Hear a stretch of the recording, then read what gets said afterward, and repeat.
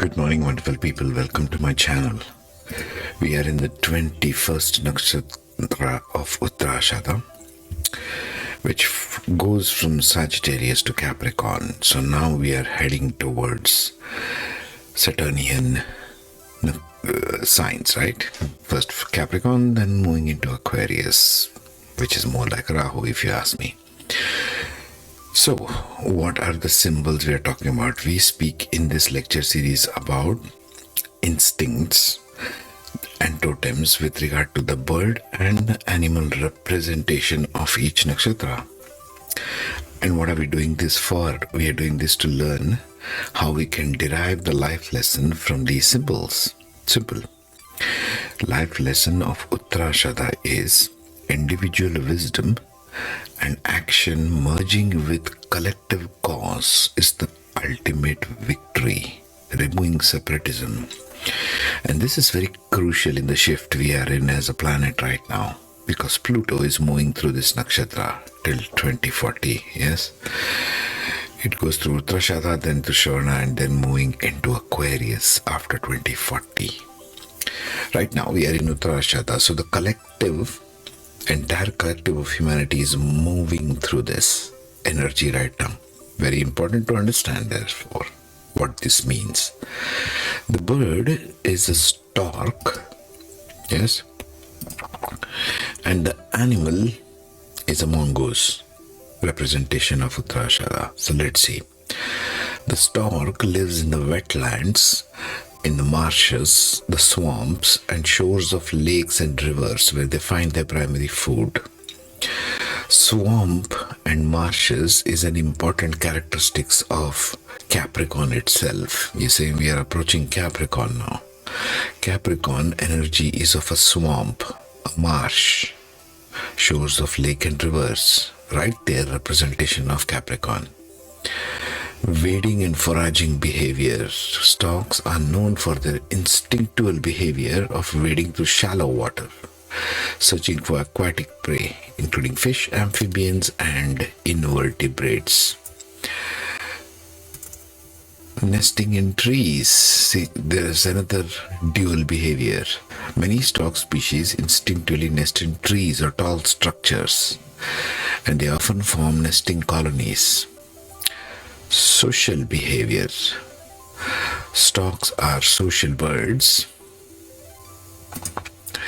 and their behavior is of being in groups, particularly during breeding season. Migratory patterns. Storks have an instinctual migratory pattern. So Capricorn wants to move. It's a movable zodiac sign.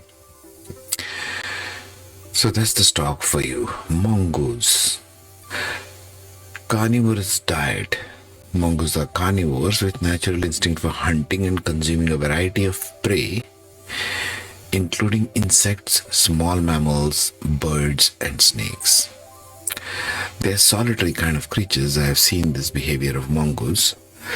Exhibit very varied social behavior. Some species with solitary lives, others living in groups,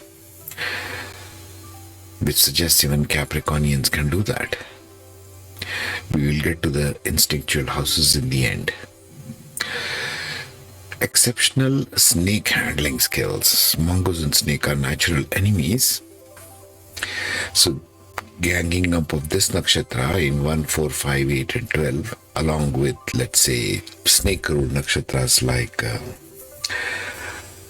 Mrikshisha, like Rohini, like Ashlesha, won't do very well, right? Because they are having snake, natural enemies. Diurnal and nocturnal activity.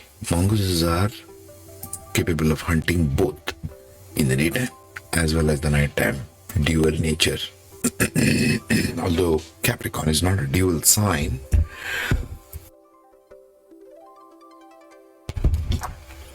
this can play out, you see. Digging and burrowing instinct. They go and hide in holes. Similar to snakes, actually. That's the instinctual part. Not much of a thing from instinctual part, other than they're more like shy creatures, both of them. And they are both carnivores in that example, living in marshy lands, living in isolation, hunting both in the day and night. That seems to be the pattern. Yes, let's see the totems now.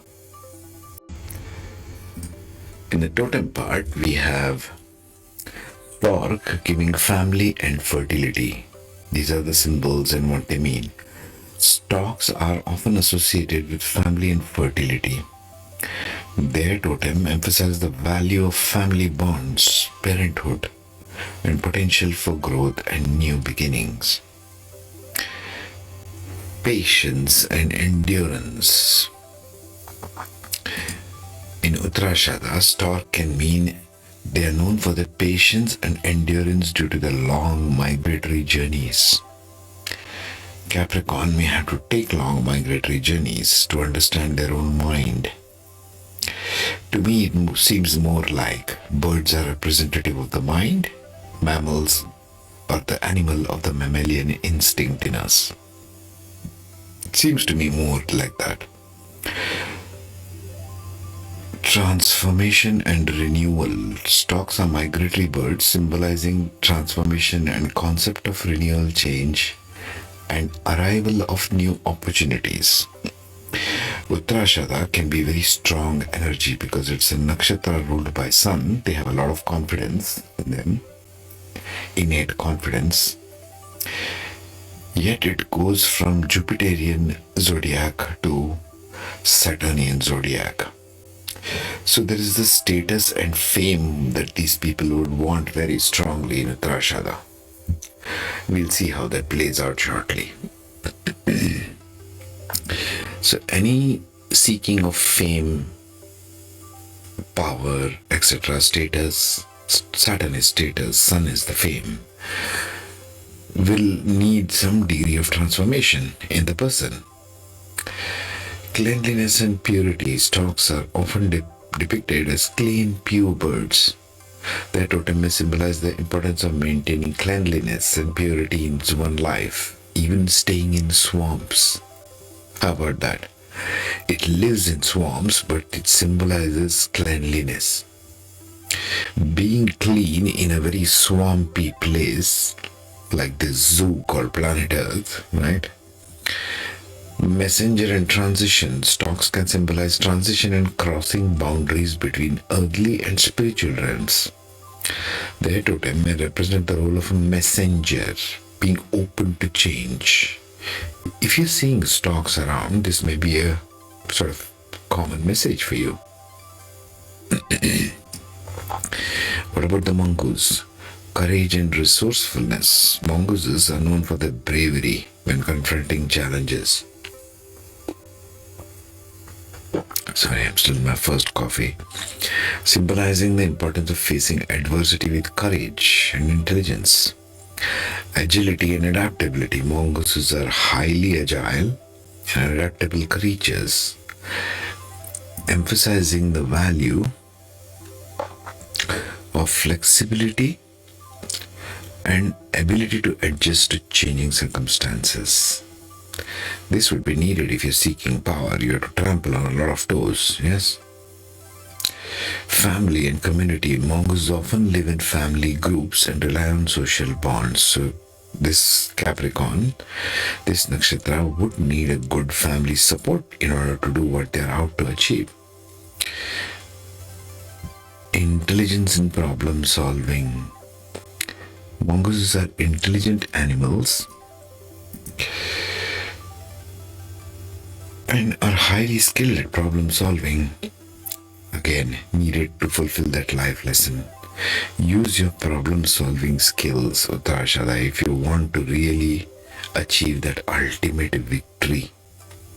Your wisdom and action with the collective cause, not your individual cause.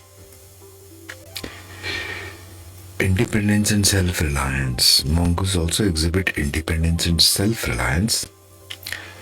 When needed, their totem may encourage individuals to embrace their self-sufficiency and personal sovereignty. So important. Now let's start with the instinct part of it, the last. Yes? Instinct house's consideration here is the first one, the ascendant, your mind, your personality, your physical body, your thinking process. The fourth house, which is the heart center, your family, your local community. Your deepest sense of emotional bonding is the fourth house. The fifth one is associated with navel chakra, the belly, the creative intelligence, the self-expression, courtship behaviors. The eighth one, instinct, sexual instinct, your innate sense of security, and how you even handle others well. It's the root chakra, it's the sexual center. The 12th house being your subconscious mind, your psychology, your dream time, your hidden stuff, your psychic stuff, spiritual realms. So how will Uttara Ashadha play out here? Well, first of all, Capricorn ascendant. They're having the toughest time right now because Pluto is passing through their first house. Till 2040, they're going to have a really tough time, Capricorn ascendants. In the shift, their job is to understand individual wisdom and action with collective cause. They must work for a collective cause. God knows there are so many of them. Yeah. In the fourth house, where Capricorn comes, will be Libra in the ascendant, right? 10, 9, 8, 7. So Libra. In Libra, it is passing through the sense of home, Pluto, right now. So your idea of what you call a home or your heart center is changing. In the shift, what does it mean? You need to interact with your local community. You want to bring your individual in action to the local community. That will be strongest for Libra. Uttara Ashadha will come in 5th house if it is Virgo ascendant. 6, 7, 8, 9, 10.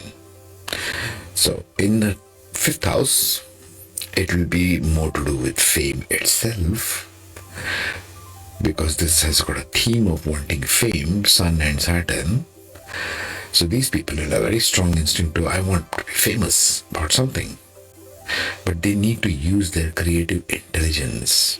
Individual wisdom and action is necessary. Yes, in the 5th. That's for Virgo ascendants.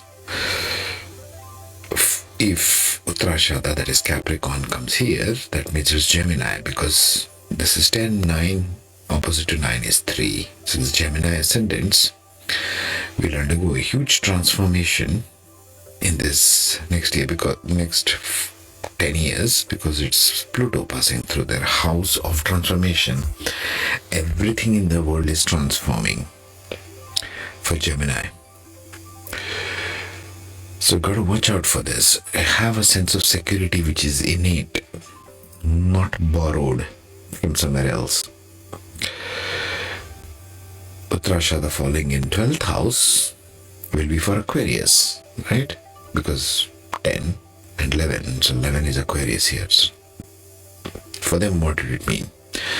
Lot of change in their subconscious patterns of thinking, their karma that they have bought from previous lives is subconscious, yes? So they will be changing it in this period. Why I'm focusing on Pluto more in this one is because Pluto is passing through this as this video is being made. Keep a watch on this and we'll get back to this shift business in later videos. Meanwhile, next one we shall come to the heart of Capricorn, Uttara Nakshatra, 22nd. You take care, be safe, be awesome, whatever you're doing. Okay? Take care. Bye-bye.